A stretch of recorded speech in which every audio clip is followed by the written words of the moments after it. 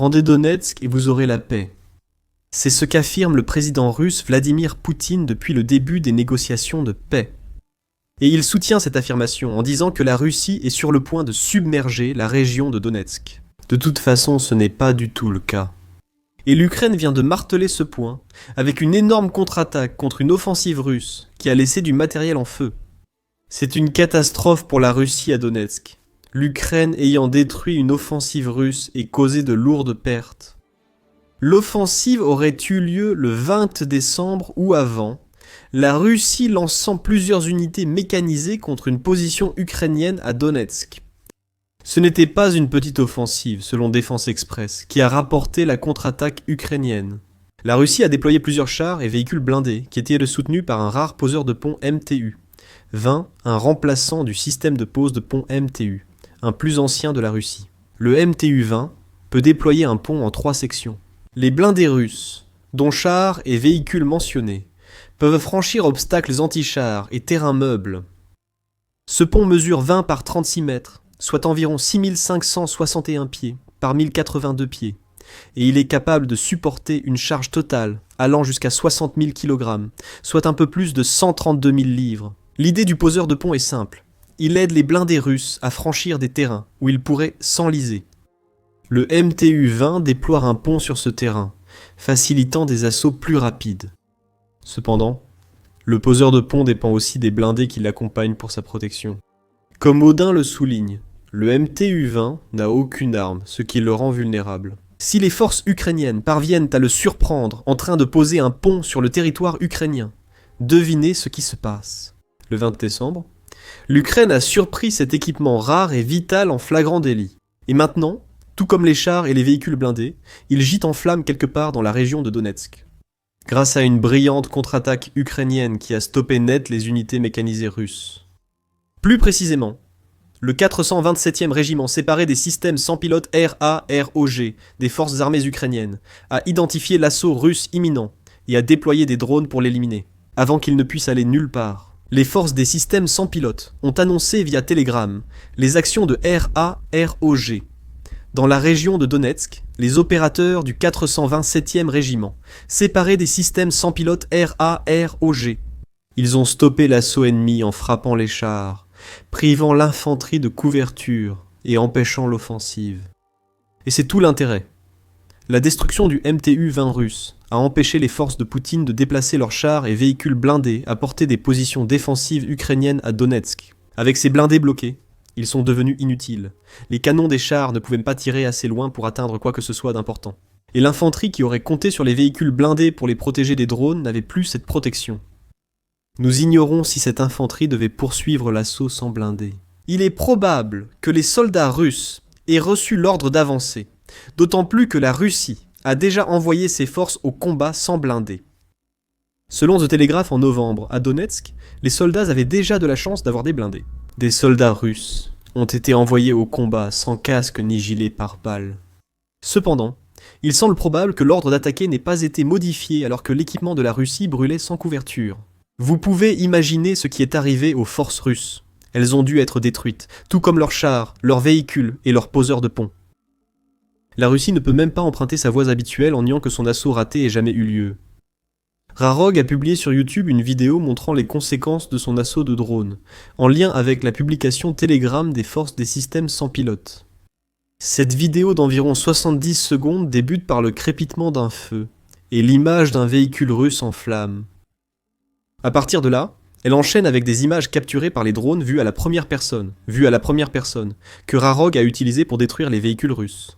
Encore et encore, on voit ces drones se diriger vers leur cible et réussir des frappes directes, les premiers semblant toucher le MTU-20 en tentant de rejoindre le point de passage russe. Le pont replié du véhicule est visible quand les drones vus à la première personne ukrainiens le frappent plusieurs fois. D'abord mis hors service par des frappes, le MTU-20 est ensuite touché par une bombe d'un autre drone.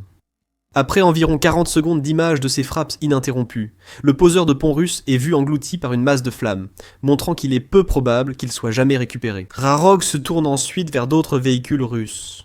Les images montrent les drones vus à la première personne de Rarog frappant chars et véhicules blindés, provoquant explosions et carcasses calcinées d'anciens blindés russes. Alors que l'Ukraine envoie un message à Poutine pour contrer ses nombreuses affirmations sur Donetsk, la Russie est loin de prendre Donetsk.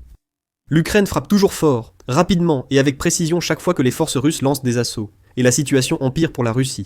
Dans le même message Telegram annonçant l'échec de l'assaut russe sur Donetsk, la force des drones ukrainiennes a indiqué avoir aussi détruit un autre équipement. Nous soulignons l'efficacité de la frappe sur le système lance-roquettes, multiple 21 grades. Au moment où l'ennemi ouvrait le feu sur nos positions, ont déclaré les forces.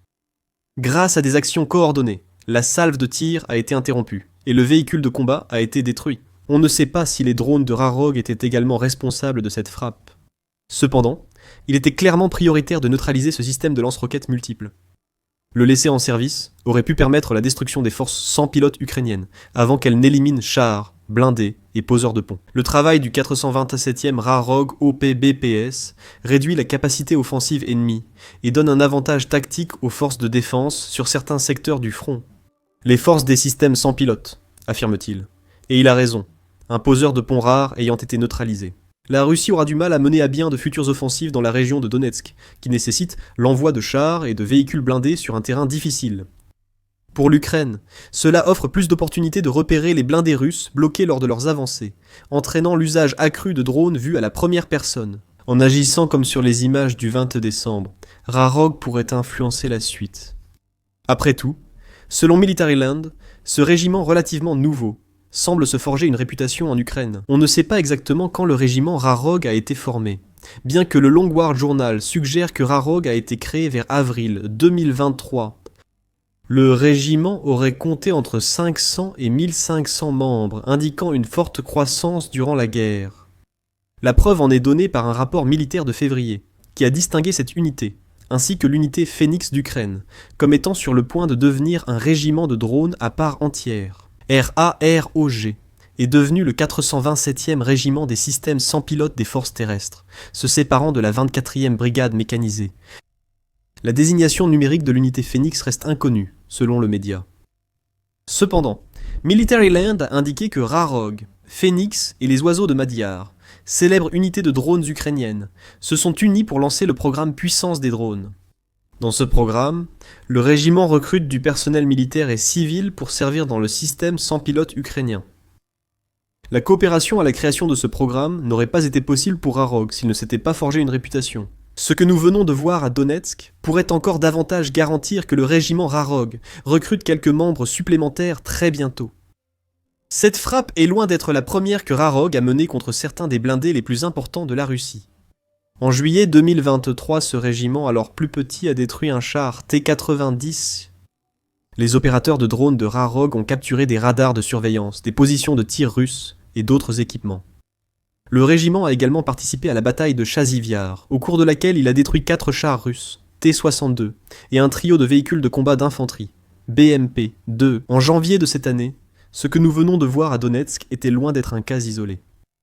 Rarog a connu une croissance grâce à son efficacité remarquable, selon le site officiel de Rarog. Toute personne rejoignant le régiment travaillera dans une équipe menant des opérations comme la reconnaissance, le génie, la guerre électronique et des attaques de drones, vues à la première personne vues à Donetsk. Comme le dit le régiment, nous sommes la réponse technologique à la guerre moderne. Drones, données, discipline. Au lieu du hasard. Rien de ce que fait Rarog n'était laissé au hasard, comme le montre la précision des images discutées.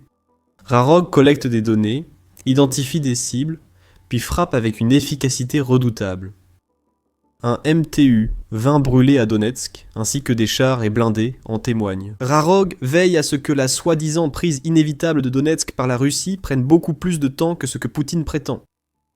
Cela nous conduit à la signification de cette brillante contre-attaque ukrainienne pour l'avenir de la guerre. D'emblée, il serait inexact d'affirmer que ce que le régiment Rarog vient d'accomplir constitue un tournant pour la situation à Donetsk. C'est certainement une frappe importante, surtout compte tenu de la rareté du MTU-20 dans la région. La destruction de blindés russes par le régiment Rarog causera plus de pertes aux troupes russes et ouvrira de nouvelles opportunités pour de futures frappes. Cependant, Donetsk est toujours en pleine bataille. Ce n'est pas près de tomber, contrairement à ce que prétend Poutine. Ce que cette frappe du 20 décembre nous montre, c'est qu'il y a encore tout à jouer à Donetsk. Les défenseurs ukrainiens repoussent les assauts russes avant qu'ils ne commencent. Les chiffres donnent une image trop favorable à la Russie. Selon Al Jazeera en août dernier, la Russie contrôle environ 75% de Donetsk, même si la part exacte reste incertaine à cause des contre-attaques ukrainiennes et des fausses déclarations russes sur les territoires conquis. En décembre 2024 RBC, Ukraine a exagéré les chiffres de conquête de territoire communiqués par l'Institut pour l'étude de la guerre. Institut pour l'étude de la guerre. Selon l'Institut pour l'étude de la guerre, la Russie a affirmé avoir conquis 4500 km², soit environ 1737 miles carrés de l'Ukraine en 2024. Selon l'Institut pour l'étude de la guerre, le chiffre réel était d'environ 3306 km², soit 1276 miles². Rien d'impressionnant pour une armée russe qui pensait écraser l'Ukraine. Mais le fait que la Russie exagère le territoire qu'elle prend, ou mente sur ses conquêtes, comme vous allez le voir. Tous les pourcentages avancés sur Donetsk sont des estimations potentiellement basées sur des données erronées. La Russie occupe la majeure partie de l'oblast ukrainien, ce qui fonde les affirmations de Poutine sur l'inévitabilité de la chute de Donetsk. Cependant, Poutine ne dit pas tout. Même si la Russie ne doit capturer que 25% de Donetsk, il lui reste la ceinture de villes fortifiées, la forteresse, à prendre. Le New York Times a révélé l'existence de cette ceinture en décembre, précisant qu'elle inclut Kramatorsk et Sloviansk, toujours non prises par la Russie. Ces villes et la zone de Donetsk contrôlée par l'Ukraine regroupent environ 200 000 civils. De plus, comme l'explique le New York Times, ces villes ont une valeur stratégique pour l'Ukraine. Elles servent de centre militaire ukrainien depuis 2014 et font partie des zones les plus fortifiées du front. Dans un rapport du 9 décembre, United 24 Media a révélé un peu plus sur ce qui attend les forces de Poutine. Quand la ville de Pokrovsk tombera et que ses forces avanceront dans la ceinture de forteresse. Le média mentionne Chassiv Yar, que la Russie a faussement déclaré avoir prise, alors que les forces de Poutine s'y battent depuis 20 mois. Cette seule localité, et vous pouvez ajouter Pokrovsk à l'équation, est un microcosme de ce qui attend encore les forces russes, à Donetsk. La région de Donetsk est aujourd'hui un vaste réseau de fortifications militaires sur des dizaines de kilomètres. Les cartes montrent que ces lignes de défense, souvent sur des hauteurs, sont disposées en couches dans la région. United 24 Media précise que la Russie a mis près de 4 ans pour atteindre ce point dans la région de Donetsk. Détruire cette ceinture de forteresse prendrait sans doute plusieurs années de campagne. Cela causerait inévitablement la perte de centaines de milliers de soldats et de centaines ou milliers d'équipements. Cela prendrait aussi plusieurs années, loin de la chute imminente que Poutine affirmait attendre à Donetsk en cherchant à obtenir ses exigences maximalistes pour un traité de paix. Le 18 décembre, les chercheuses de l'Institut pour l'étude de la guerre, Jessica Sobieski et Jenny Olmsted, ont estimé que 2027 était la meilleure date à laquelle Poutine pouvait espérer prendre Donetsk. Les forces russes ont réalisé des avancées marginales et mené une infiltration limitée à l'est de Konstantinivka. Les chercheurs soulignent que l'effort pour s'emparer de l'une des villes hautement fortifiées de la ceinture de forteresse nécessitera des ressources considérables. Il est peu probable que les forces russes s'emparent de l'ensemble de Donetsk et de la ceinture de forteresse avant 2027 ou 2028. En supposant que les partenaires internationaux de l'Ukraine continuent de la soutenir, on peut raisonnablement supposer que tout au moins les partenaires européens de l'Ukraine sont déterminés à faire en sorte que l'Ukraine puisse continuer à se battre pendant encore plusieurs années. Les dirigeants de l'Union européenne se sont engagés à accorder un prêt de 105 milliards à l'Ukraine, ce qui contribue largement à résoudre les problèmes budgétaires immédiats de l'Ukraine. Plusieurs pays ont uni leurs efforts pour fournir 45 milliards d'aides militaires à l'Ukraine, incluant une part du programme Pearl, pour s'assurer que l'Ukraine dispose des armes de haute technologie dont elle a besoin, afin de rendre la ceinture de la forteresse encore plus difficile à pénétrer. Poutine sait mieux que quiconque que Donetsk n'est pas près de tomber, et un régiment de drones ukrainiens vient de le lui démontrer. La campagne de Donetsk, déjà entamée par la Russie, devrait encore durer plusieurs années avant d'atteindre les objectifs de Poutine. C'est bien plus long que ce que Poutine a dit, montrant que lui et ses proches ont été démasqués comme menteurs sur la situation réelle à Donetsk. Dans son rapport du 20 décembre sur le régiment Rarog à Donetsk, RBC Ukraine souligne que Poutine prétend avoir capturé des territoires non contrôlés par la Russie. Poutine affirme que la ville de Siversk, qui se trouve également dans le Donetsk, est tombée. L'armée ukrainienne dément, et si Siversk connaît de violents combats, Aucune source indépendante ne confirme les propos de Poutine. Cependant, selon RBC Ukraine, plusieurs tentatives d'infiltration russe dans la ville ont été déjouées, discréditant encore plus les propos de Poutine. La Russie a affirmé avoir pris Liman, dans la région de Donetsk, mais ces déclarations ont été démenties par le 3e corps d'armée ukrainien. Des affirmations similaires ont été faites concernant Kopiansk, dans la région de Kharkiv. Mais là encore, l'Ukraine a démenti toute rumeur selon laquelle cette ville serait tombée aux mains de la Russie. Ce ne sont pas des erreurs de la Russie, mais des mensonges flagrants de Poutine pour tromper sur la situation à Donetsk et en Ukraine. Au lieu d'évoquer des sujets comme la perte par la Russie de nouveaux blindés, ainsi que d'un pont mobile rare face aux forces de drones ukrainiennes, Poutine tente de dépeindre Donetsk comme une région au bord de la chute. Vous voyez bien que ce n'est pas le cas, car la ceinture de forteresse bloque la Russie. Ces mensonges russes répétés montrent aussi que les forces de Poutine n'ont pas atteint les progrès vantés par leurs dirigeants.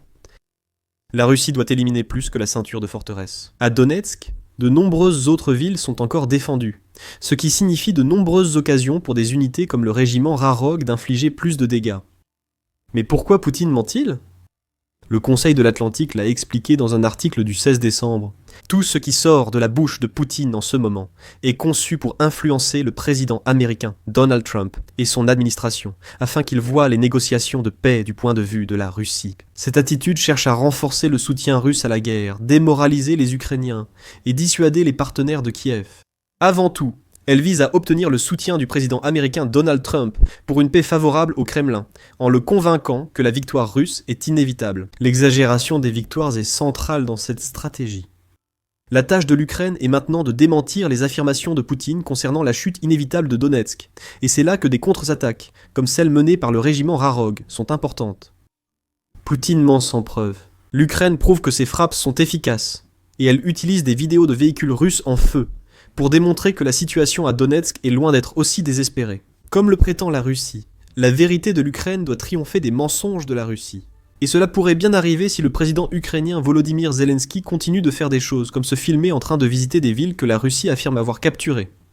Nous avons indiqué plus tôt que la Russie a revendiqué la chute de Kopiansk. Zelensky a montré que cette affirmation était fausse, en visitant la ville que la Russie disait avoir occupée récemment. En savoir plus sur cette visite et sa signification dans la guerre dans notre vidéo. Et si vous avez apprécié cette vidéo, n'oubliez pas de vous abonner à The Military Show pour plus de reportages sur les derniers développements à Donetsk. Et merci de nous avoir regardés.